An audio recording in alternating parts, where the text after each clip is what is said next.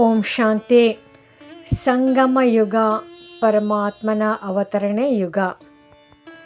ಭಾರತದ ಉತ್ಥಾನ ಮತ್ತು ಪತನದ ದಾರಿ. ಮನುಷ್ಯಾತ್ಮರು 84 ಜನ್ಮಗಳನ್ನು ಪಡೆಯುತ್ತಾರೆ. ಸೃಷ್ಟಿಚಕ್ರ ಇದು 4 ಯುಗಗಳಿಂದ ಕೂಡಿದ್ದಾಗಿದೆ. ಸತ್ಯಯುಗ, ತ್ರೇತಾಯುಗ, ದ್ವಾಪರಯುಗ, ಕಲಿಯುಗ. ಎಲ್ಲರಿಗೂ ಈ 4 ಯುಗಗಳ ಬಗ್ಗೆ ಪರಿಚಯವಿದೆ. ಆದರೆ 5ನೆಯ ಯುಗ ಯಾವುದು ಎಂಬುದು ಯಾರಿಗೂ ಗೊತ್ತಿಲ್ಲ. ಅದು ಗುಪ್ತ ಯುಗವಾಗಿದೆ. ಏಕೆಂದರೆ ಪರಮಾತ್ಮ ಬರುವುದು ಸಹ ಗುಪ್ತ. ಪರಮಾತ್ಮ ಯಾವಾಗ ದಿವ್ಯ ಅವತರಣೆ ಪಡೆಯುತ್ತಾರೆಂಬುದು ಯಾರಿಗೂ ಸಹ ಗೊತ್ತಿಲ್ಲ.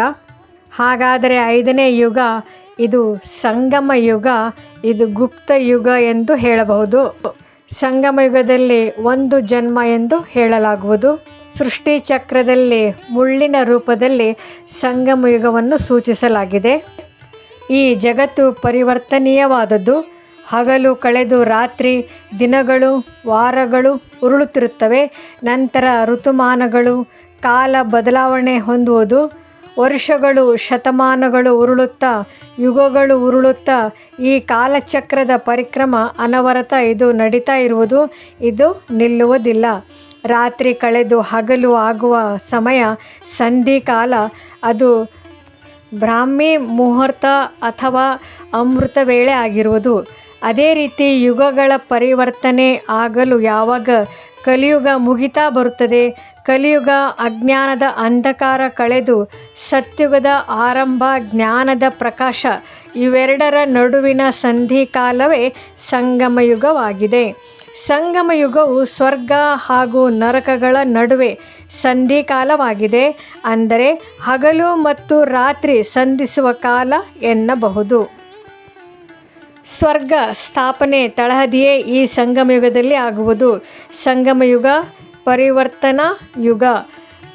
ಅಂದರೆ ವಿಕಾರ ಅಧರ್ಮಗಳಿಂದ ಈ ಪ್ರಪಂಚದ ಪರಿವರ್ತನೆ ಆಗಿ ಹೊಸ ಪ್ರಪಂಚ ಅಂದರೆ ಹೊಸ ಯುಗದ ಆರಂಭ. ಇದನ್ನು ಕಲ್ಯಾಣಕಾರಿ ಪುರುಷೋತ್ತಮ ಸಂಗಮ ಯುಗ ಎಂದು ಕರೆಯುವರು. ಇದು ಅತಿ ಚಿಕ್ಕ ಯುಗ. ಈ ಯುಗದ ಬಗ್ಗೆ ಯಾರಿಗೂ ಗೊತ್ತಿಲ್ಲ. ಏಕೆಂದರೆ ಈ ಪ್ರಮುಖ ಯುಗದಲ್ಲಿಯೇ ಪರಮಾತ್ಮನ ದಿವ್ಯ ಅವತರಣೆ ಆಗುವುದು. ನಿರಾಕಾರ ಪರಮಾತ್ಮ ಧರೆಯ ಮೇಲೆ ದಿವ್ಯ ಅವತರಣೆಗೈಯುತ್ತಾರೆ. ಇದು ವಜ್ರ ಸಮಾನ ಯುಗ. ಕಲ್ಪದಲ್ಲಿ ಇದು ಡೈಮಂಡ್ ಏಜ್ ಆಗಿದೆ. ವಜ್ರ ಯುಗ ಎಂದು ಕರೆಯಬಹುದು. ಇದು ಅತಿ ಮೂಲ್ಯವಾದದ್ದು ಯುಗ. ಇಲ್ಲಿ ಮಾನವಾತ್ಮರು ಮರುಜನ್ಮ ಅಂದರೆ ದಿವ್ಯ ಜನ್ಮ ಎಂದರೆ ತಪ್ಪಾಗಲಾರದು. ಸಾಧಾರಣ ಕಲಿಯುಗ ಮಾನವರು ವಿಕಾರ ಜೀವನ ಪರಿತ್ಯಾಗ ಮಾಡಿ ವಿಕಾರರಹಿತ ಜೀವನ ನಿರ್ವಿಕಾರಿಗಳಾಗುವ ಶ್ರೇಷ್ಠ ಪುರುಷಾರ್ಥ ಮಾಡಿ ಸತ್ಯಯುಗಿ ಶ್ರೇಷ್ಠ ದೇವತೆಗಳಾಗುವರು. ಸಂಗಮಯುಗ ಯಾರಿಗೆ? ಯಾರು ಸತ್ಯ ಈಶ್ವರೀಯ ಜ್ಞಾನ, ಭಗವಂತ ಪರಮಾತ್ಮನಿಂದ ಬೋಧಿಸಲ್ಪಟ್ಟ ಜ್ಞಾನ ಅರಿತು ಜ್ಞಾನ ಬಿಂದುಗಳ ಧಾರಣೆ ಮಾಡಿ ಪಾಲನೆ ಮಾಡುವವರಿಗೆ ಸಂಗಮಯುಗವಾಗಿದೆ. ಉಳಿದ ಮನುಷ್ಯರಿಗೆ ಇದು ಇನ್ನೂ ಕಲಿಯುಗವೇ. ಕಲಿಯುಗ ಅಂತಿಮ ಸಮಯ. ಬ್ರಹ್ಮ ಮುಖವಂಶಾಳಿ ಬ್ರಾಹ್ಮಣರ ರಾಜಯೋಗ ಅಭ್ಯಾಸ ಮಾಡುವರು. ಯಾವ ಬ್ರಾಹ್ಮಣರು?